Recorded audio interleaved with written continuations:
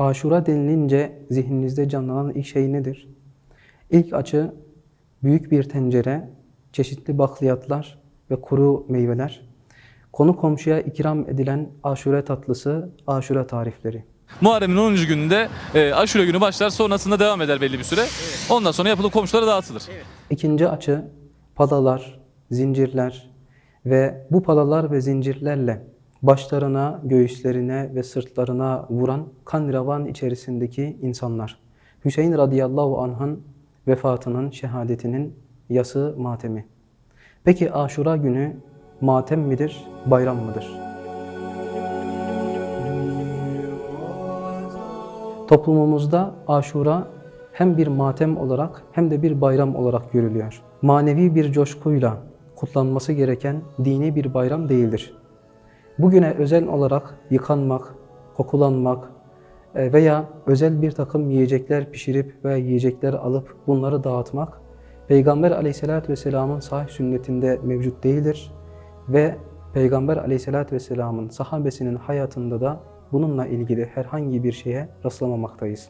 Aşura'nın bayramlaştırılmasında bugüne özel olarak gerçekleşen tarihi bir takım hadiseler ve bugün için tavsiye edilen bir takım amelleri içeren uydurma bir takım rivayetlerin etkisi var.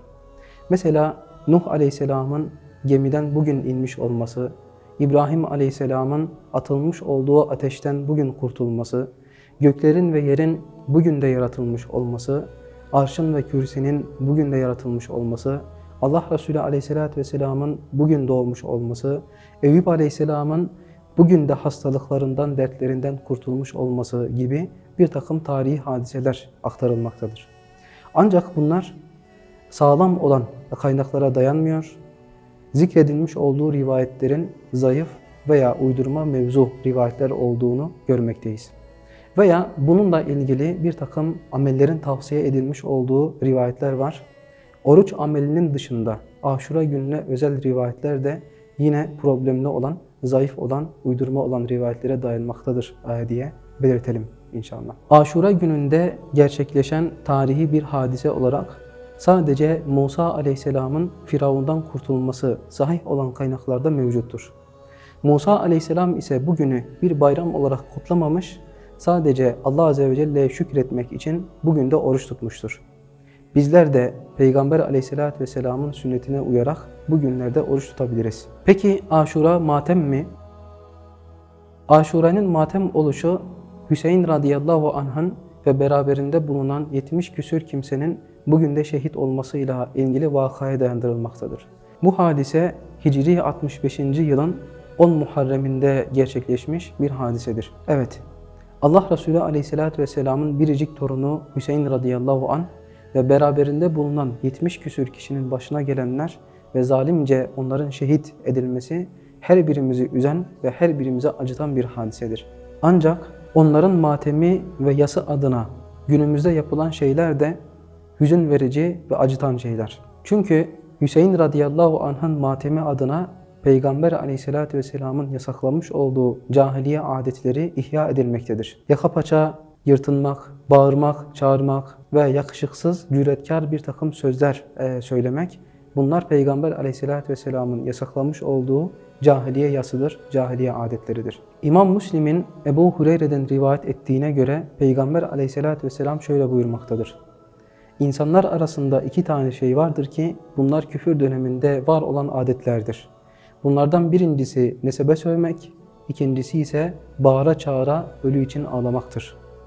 Yine Buhari ve Müslim'in İbn-i Mesud radıyallahu anh'tan rivayet ettiğine göre Peygamber aleyhissalatü vesselam şöyle buyurmaktadır. Ölünün arkasından yüzünü gözünü tırmalayan, yakasını paçasını yırtan, cahiliye insanı gibi bağırıp çağıran ve kendisine beddua eden, bizden ve bizim yolumuzu takip edenlerden değildir buyuruyor Allah Resulü aleyhissalatü vesselam. Bir kişinin vefat ettiği günü her sene yas ilan edip tören düzenlemek, Allah Resulü Aleyhisselatü Vesselam'ın sünnetinden olan bir şey değildir. Allah Resulü Aleyhisselatü Vesselam'ın biricik eşi Hatice radıyallahu anha hicretten 3 sene kadar önce vefat etmiştir. Allah Resulü Aleyhisselatü Vesselam'ın amcası Allah'ın aslanı Hamza radıyallahu anh hicretin 3. senesinde zalimce şehit edilmiş ve cesedine işkence edilmiştir. Yine Peygamber aleyhissalatü vesselam oğulları Abdullah, İbrahim ve Kasım'ın vefatını görmüştür. Kızlarından ise Ümmü Gülsüm, Rukiye ve Zeynep annemizin vefatlarını görmüştür.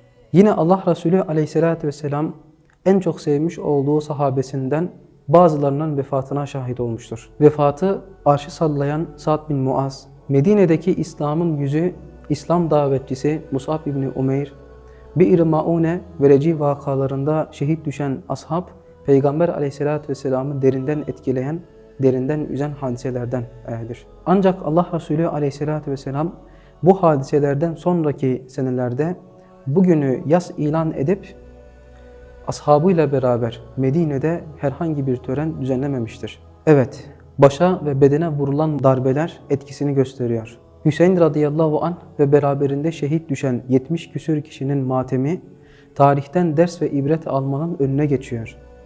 Bazı kimseler tabulaştırılıp rahmet veya lanet okunmakla yetiniliyor. Geçmişin Yezidine lanet eden kimseler bugün Yezidleşmişler ve kadın çocuk demeden insanları yakıyorlar, insanları öldürüyorlar, insanlara zulmediyorlar. Peki İslam'a göre Muharrem ayına ve Muharrem ayının 10. günü olan Aşure gününe bakışımız nedir? Hicri takvime göre ilk ay Muharrem ayıdır. Muharrem ayının 10. gününe ise Aşura ismini veriyoruz. Hem Muharrem ayı hem de Aşura günü faziletli olan zaman dilimleridir. Muharrem ayı ile ilgili konuşacak olursak birinci olarak şunu söyleyebiliriz. Muharrem ayı haram olan aylardandır. Yani Allah Azze ve Celle 12 tane ay takdir etmiş. Bu 12 aydan 4 tanesini ise haram ay olarak nitelendirmiştir. Bu aylar Zilkade, Zilhicce, Muharrem ve Recep aylarıdır. Senenin tamamında zulüm yasak iken bu aylarda özellikle zulmetmenin yasak olduğu vurgulanmıştır. Yani Allah Azze ve Celle bu ayı diğer aylar içerisinden seçkin kılmış ve bu ayda günah işlemek biraz daha farklı olduğu için, daha kötü olduğu için zulmün yasak olduğunu özellikle vurgulamıştır. Muharrem ayının haram aylardan olması ve bu ayda zulmün yasak oluşuyla ilgili Tevbe suresi 36. ayet-i kerimeyi okuyabilirsiniz. İkinci olarak Muharrem ayında oruç tutmak Ramazan ayından sonraki en faziletli oruçlardan bir tanesidir. Allah Resulü aleyhissalatü vesselam rivayette şöyle buyurmaktadır. Ramazan ayından sonra en faziletli olan oruç Allah'ın ayı olan Muharrem'de tutulan oruçtur buyurmaktadır. Üçüncüsü Muharrem ayı Allah'ın ayıdır. Bir şey kendisinden kıymetli olduğu gibi kendisine izafe edilmiş olduğu şeyle de kıymetlenebilir.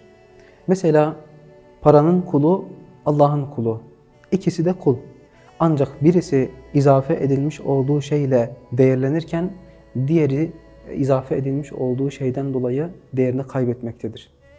Ebu Hureyre radıyallahu anh'ın biraz önce aktarmış olduğumuz hadisi bize Muharrem ayının Allah katında değerli olduğunu göstermektedir. Çünkü bu ay Allah'ın ayıdır. Aşure gününe gelince birinci olarak Aşure gününde tutulması nafile olan oruç vardır.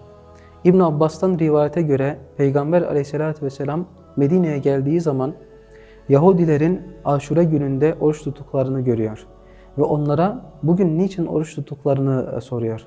Onlar da bugün Musa aleyhisselamın Firavundan kurtulmuş olduğu gündür ve biz bundan dolayı bugün de oruç tutmaktayız. Bugün güzel olan bir gündür diye cevap veriyorlar. Peygamber aleyhissalatü vesselam ben Musa'ya sizden daha layığım demek suretiyle bugün de oruç tutmaya başlıyor ve bugün de oruç tutmayı sahabesine de emrediyor.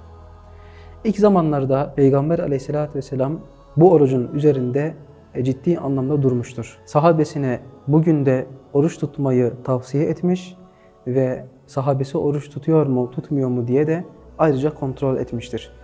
Ramazan orucu farz kılınınca Peygamber aleyhissalatü vesselam sahabesi üzerinde durmayı bırakmış, sahabeden dileyen oruç tutmuş, dileyen ise Aşure gününde oruç tutmamıştır. Bu da Aşure gününde oruç tutmanın nafile ibadetlerden olduğunu göstermektedir. İkincisi, Aşure gününde tutulan oruç, geçmiş senenin günahlarına kefaret olur. İmam Tirmizi ve İbn Mace'nin rivayet etmiş olduğu hadiste Peygamber aleyhissalatü vesselam şöyle buyurmaktadır. Aşure gününde tutulan orucun geçmiş senenin günahlarına kefaret olacağını umuyorum. Üçüncüsü, Muharrem ayının 9. günü ile birlikte veya 9. gün kaçırılmışsa 11. günü ile birlikte Aşure orucunu tutmak tavsiye edilmiş olan şeylerdendir.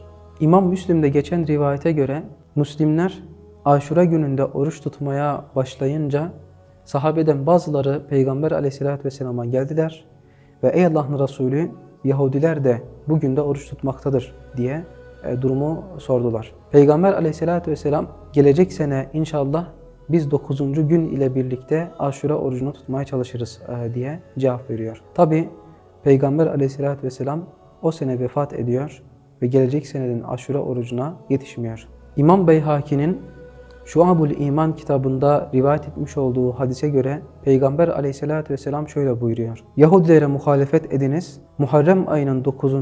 ve 10. gününde oruç tutunuz buyuruyor. Aşure günü ile alakalı 2 tane noktanın altını çizelim. Birinci olarak Aşure günü ile ilgili bugün de oruç tutan kimseler 10.000 meleğin sevabını alır veya 10.000 şehidin sevabını alır gibi bir takım rivayetler var. Veya Aşure gününde başka canlıların da oruç tuttuğuna dair bir takım rivayetler var.